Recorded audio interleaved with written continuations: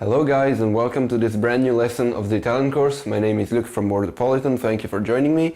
And today, as you're seeing on the blackboard, we're going to be talking about the verb.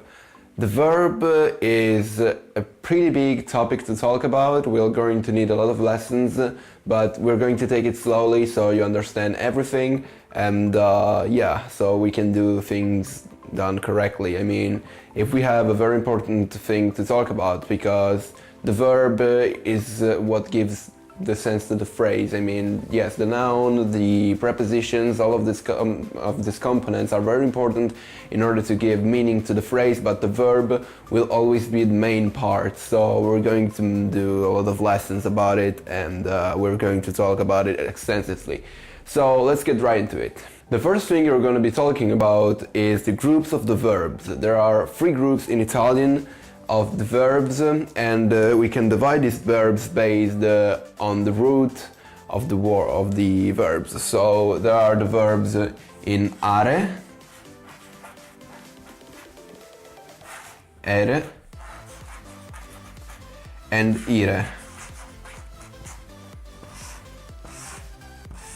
These 3 are the endings of the verbs in Italian. So let's make an example for the verb ending with are, parlare, to speak. As you can see, in the end there is this root, and this is for example one of the groups. Then verbs inere, correre, to run. It's the same thing applied here. Correre has this ending. And verbs in ire such as I don't know, dormire, to sleep. And the ending of the verb. There you go. And for each of these groups there's a different way to conjugate it, because each person has a different ending. So we're gonna be talking about them right now. Let's start with are. There you go, they just popped up. The first verb, as we've said, is parlare, the are root. And first, before covering the endings of the verb, let's talk about the pronouns. So, io means I to you, lui, lei, he, she, noi, we, voi, you, the plural form, and loro, they. So, you need to keep them in mind in order to understand the conjugation of the verb. And let's take a look at the endings. Io parlo. So first one is o. The letters in red are the ending of the verb. Tu parli, lui, lei parla. Noi parliamo. Voi parlate, loro parlano. Another thing, instead of lui and lei, you might find egli and ella, which mean the same thing. So they're written like this. It's the same thing, egli and ella. And for loro, you might find essi and esse, which means they masculine and they feminine. So just like that. There you go. And this was the verb in are. Now let's cover the verb in ere. Boom, they just popped up. So, prendere, the verbs in ere. Io prendo, tu prendi, lui, lei prende, noi prendiamo, voi prendete, loro prendono. So, as you can see, there's not a big difference from are and ere. And there's not a big difference either between ere and ire. They're very similar. So let's just pass to ire. So dormire means to sleep, and it's conjugated like this. Io dormo, tu dormi, lui, lei dorme, noi dormiamo, voi dormite, loro dormono. So it's very easy.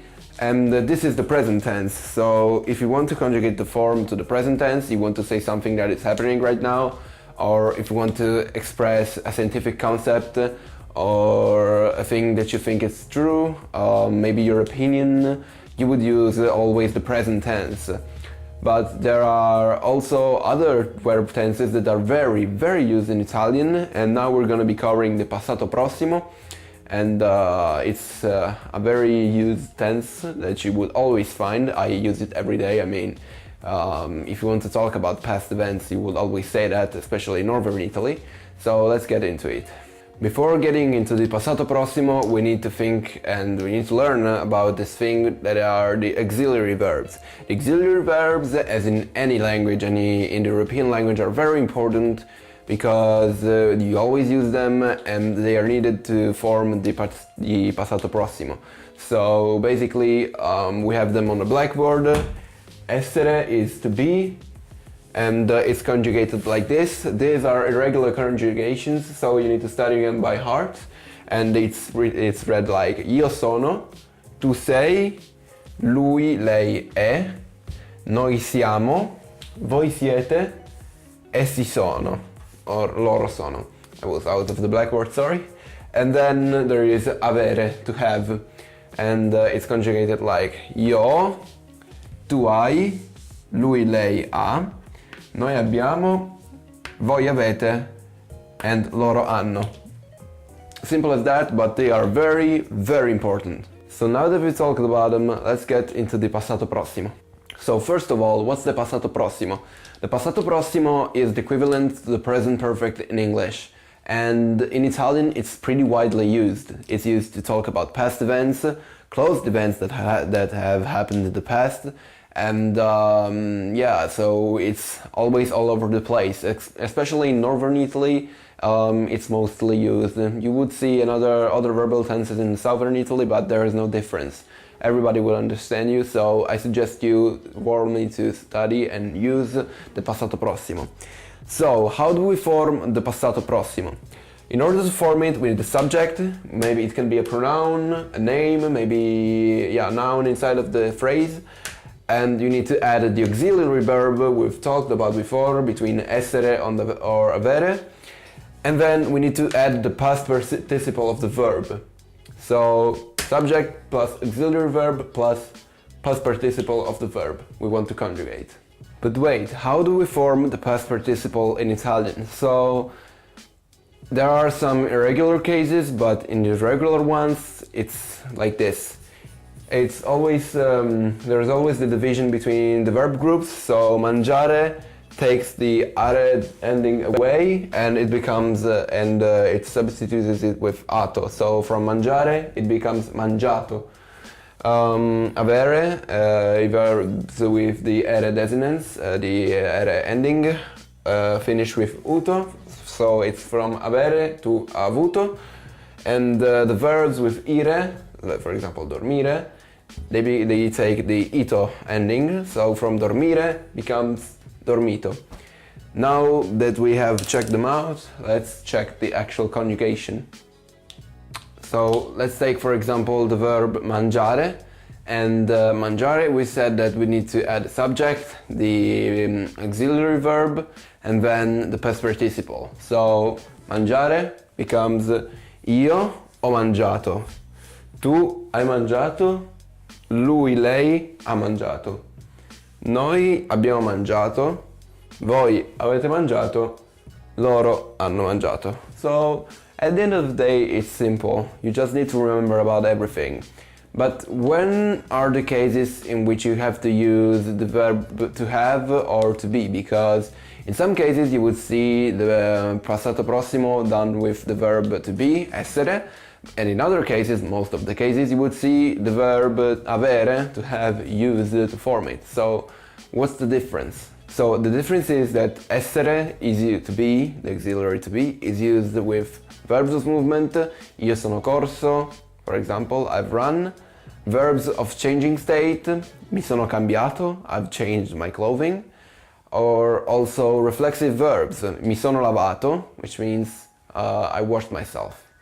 One last thing before wrapping this lesson up, we're gonna be covering the reflexive verbs, so let's get right into it. So, the reflexive verbs are also there in English, and they're used when you're doing something, for example, on yourself. Maybe you're washing yourself, you would use a reflexive verb. So, let's check how the conjugation works. It's very easy, you just need to add these reflexive pronouns, me, ti, si, ci, vi, and si. You just need to learn them by heart as always. And to the conjugated verb. So I wash myself will be io mi lavo, Tu ti lavi, you wash yourself. Lui, lei si lava, he, she washes herself. Noi ci laviamo, we wash ourselves. Voi vi lavate, you wash yourselves. And loro si lavano, they wash themselves. So it's pretty easy. That was all for today. This was probably an intense lesson, and I wrote so much stuff on the blackboard you need to learn by heart. It wasn't easy. And so thank you for joining us today in this lesson. If you have any questions or if you have any doubts, feel free to ask in the comments. I'll be glad to respond to your requests. And this has been Luke from Wordopolitan. Thanks for joining us, and we'll see you in the next lesson. Bye bye.